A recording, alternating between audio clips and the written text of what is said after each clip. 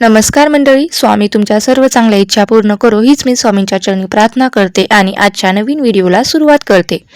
बघा, ज्यांच्या देवघराखाली लाल रंगाचे वस्त्र आसन आहे तर हा व्हिडिओ त्याने शेवटपर्यंत बघा, कारण एक छोटीची गोष्ट तुमचं आयुष्य कसं घडू शकते किंवा बिघडू शकते हे तुम्हाला माहीत नसेल बघा, तर तुमचे संपूर्ण घर बर्बाद होऊ शकते। तुमच्या प्रगतीत अडथळे का येतात, घरात कटकटी का होतात, याचे उत्तर कदाचित तुमच्या देवघरातील आसनात दडलेले असू शकते।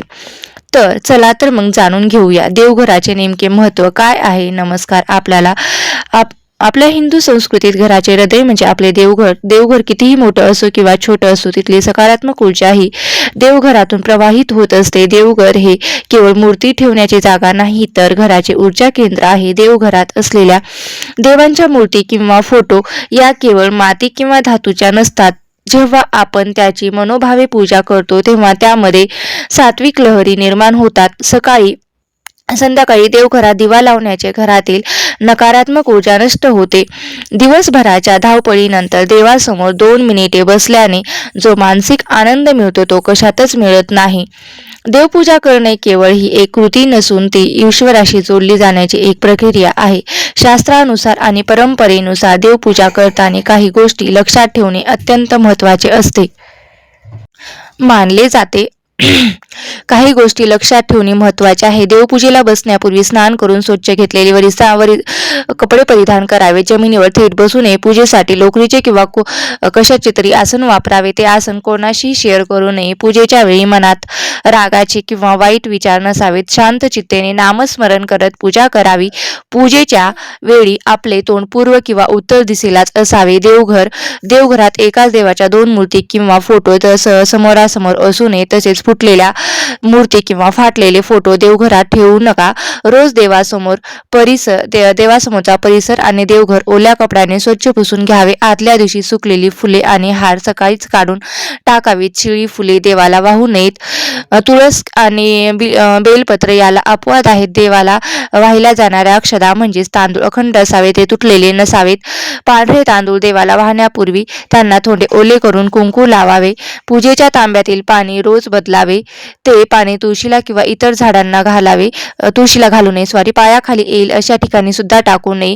विशेषतः गणपतीला जास्वंद किंवा दुर्वा, शंकराला बेल, विष्णूला श्रीकृष्णाला तुळस अर्पण करावी। शंकराला केतकीचे फूल वाहू नका आणि गणपतीला तुळस अर्पण करू नका। देवासमोर दिवा लावताना तो उजव्या हाताला असावा, दिवा भिजणार नाही याची काळजी घ्यावी। अगरबत्ती किंवा धूप लावल्यानंतर तो डाव्या हाताला ठेवावा।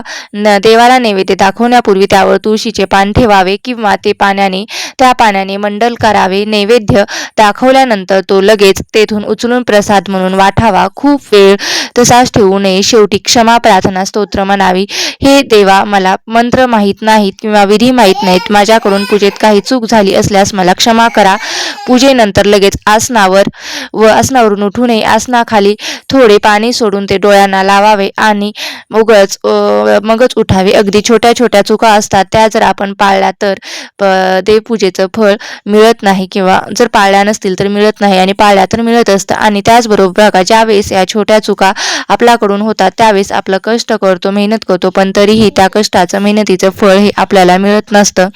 तर या छोट्या चुका ज्या आहेत त्या आपल्याला पाळायच्या असतात। आता त्यानंतर वळूया आपल्या सर्वात महत्त्वाच्या विषयाकडे, तो म्हणजे ज्या घराच्या देवघरात देवाखाली लाल रंगाचे आसन टाकलेले असते त्या स्त्री पुरुषांनी नक्की बघा, नाहीतर आपल्याला आयुष्यभर पश्चाताप होईल बघा। त्याचबरोबर जर तुम्हाला हा व्हिडिओ आवडला असेल तर या चॅनलला नक्की लाईक करा, शेअर करा आणि चॅनलवरती नवीन असाल तर सबस्क्राईब करायला विसरू नका बघा। आपण आपल्या कुटुंबावर, मुलावर अगदी भरभरून कृपा होईल। देवघरात देवाच्या मूर्ती किंवा फोटोखाली कापड म्हणजेच आसन ठेवणे ही केवळ सजावट नसून त्यामागे खोल धार्मिक, शास्त्रीय आणि आध्यात्मिक कारण आहेत। शास्त्रीय दृष्टिकोनातून विचार केला तर जेव्हा आपण देवाची पूजा करतो, मंत्र म्हणतो किंवा दिवा लावतो तेव्हा तिथे एक विशिष्ट प्रकारची सात्विक ऊर्जा निर्माण होते। जर मूर्ती थेट जमिनीवर किंवा लाकडावर ठेवली तर ती ऊर्जा जमिनीद्वारे शोषली जाऊ शकते। कापडाच्या आसनाच्या ऊर्जेला धरून ठेवण्याचे काम करते, ज्यामुळे देवघरातील सकारात्मक आस्था टिकून राहते. आपल्या घरी जेव्हा एखाद्या सन्माननीय पाहुणा येतो तेव्हा आपण त्यांना थेट जमिनीवर बसवत नाही, तर सतरंजी किंवा सोफ्यावर बसवतो. देव तर चराचराचा मालक आहे. त्यांना सन्मान देण्यासाठी आणि त्यांच्याबद्दलची आपली भक्ती व्यक्त करण्यासाठी आपण आसनाचा वापर करत असतो. बऱ्याचदा देवांची मूर्ती पाषाण, धातू किंवा मातीच्या असतात. थेट जमिनीच्या संपर्कात आल्यास आर्द्रतेमुळे त्या काळवंडू लागतात किंवा त्यांना गंज चढू लागतो. कापडामुळे फोटो घासण्यापासून वाचतात आणि काचेला तडे जाण्याची शक्यता कमी असते. बघा, आसनाच्या रंगाचा आपल्या मनावर आणि वातावरणातील मोठा परिणाम होत असतो. देवघर हे सर्वांचे पवित्र ठिकाण असते. कापड अंथरल्यामुळे मूर्तीच्या खाली धूळ साचत नाही. कापड वेळोवेळी धुता येते किंवा बदलता येते, ज्यामुळे देवघर नेहमी चैतन्य आणि ताजेतवाने जाणवते. कापड कोणते असावे? शक्यतो सुती किंवा रेशमी कापड वापरावे. नायलॉन किंवा प्लास्टिक सारखी कृत्रिम कापड टाळावे. आसन फाटलेले, मळलेले किंवा जळलेले नसावे. दर 15 दिवसांनी किंवा महिनाभराने ते बदलणे शुभ मानले जाते. नवीन आसन नक्कीच 15 दिवसांनी किंवा महिन्याने तुम्ही बदलायचे असते. तुमच्या कुलदेवतेच्या आवडीनुसार किंवा वारांप्रमाणे तुम्ही आसनाचा रंग जो आहे तो बदलू शकता. आता सर्वात महत्त्वाचं ते म्हणजे ज्या घरामध्ये देवघरात आपण लाल रंगाचे आसन टाकलेले असते तर त्यांनी बघा नेमकं तुमच्यासोबत काय घडतं. जर तुम्ही देवांची सेवा करत असाल किंवा हनुमंतांची उपासना करत असाल तर लाल रंग अतिशय शुभ मानला जातो. परंतु जर तुमच्या कुंडलीत मंगल भारी असेल किंवा घरामध्ये विनाकारण वाद होत असतील तर अति लाल रंगाचा वापर चुकीच्या पद्धतीने केल्यास त्याचे परिणाम उलट होऊ शकतात. लाल आसन नेहमी स्वच्छ असावे. फाटलेले किंवा मळालेले आसन दारिद्र्याला निर्माण देते.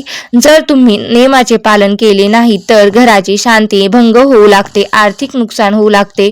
म्हणूनच म्हटले जाते की योग्य माहितीशिवाय केलेले बदल घर बर्बाद करू शकतात. देवघरात लाल रंगाचे आसन शुभ मानले जाते, पण ते कोणासाठी आणि कधी वापरावे याचे काही नियम आहेत. लाल रंग शुभ का मानला जातो? कारण शास्त्रानुसार हा रंग शक्ती, चैतन्य आणि मंगलतेचे प्रतीक मानले गेलेले आहेत. लाल रंगामुळे देवघरातील सकारात्मक ऊर्जा टिकून राहण्यास मदत होते. श्री गणेशा, देवी दुर्गा आणि हनुमानजी यांच्या पूजेमध्ये लाल रंगाला सर्वोच्च स्थान दिलेले आहे. जर तुमच्या देवघरात देवघरात मूर्ती असतील तर त्यांना लाल आसन असणे अत्यंत शुभ मानले जाते. पण कधी आसन लाल रंगाचे टाकू नये. तर बघा, जर लाल रंग आसन मळकटलेले, तेलकट किंवा फाटलेले असेल तर ते घरात नकारात्मक आणि दारिद्र्य आणते. अशामुळे घरात कटकटी वाढू शकतात. आणि तुम्ही भगवान विष्णू आणि श्री कृष्णाची विशेष सेवा करत असाल तर तिथे पिवळ्या रंगाचे वस्त्र असणे अत्यंत फलदायी मानले जाते. पितृकार्यासाठी किंवा शांततेच्या उपासनेसाठी लाल रंगाचा अतिवापर टाळावा. जर घराच्या ईशान्य कोपऱ्यात जास्त गडद लाल रंग वापरला आणि तिथे स्वच्छता नसेल तर घरातील व्यक्तींच्या स्वभावात चिडचिडेपणा वाढू शकतो.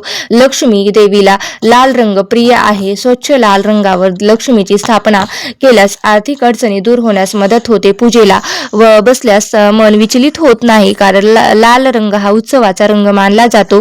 लाल आसन चुकीचे नाही, पण ते कसे वापरावे, कसे ठेवावे हे जर तुम्हाला माहित असेल तर, किंवा ते आसन धुवत नसाल, त्यावर धूळ साचली असेल, ते जळालेले असेल, ते त्वरित बदला. अन्यथा ज्या देवांची तुम्ही सेवा करत आहात तेथूनच नकारात्मक लहरी निर्माण होतात आणि तुमच्या प्रगतीत बाधा होऊ शकतात.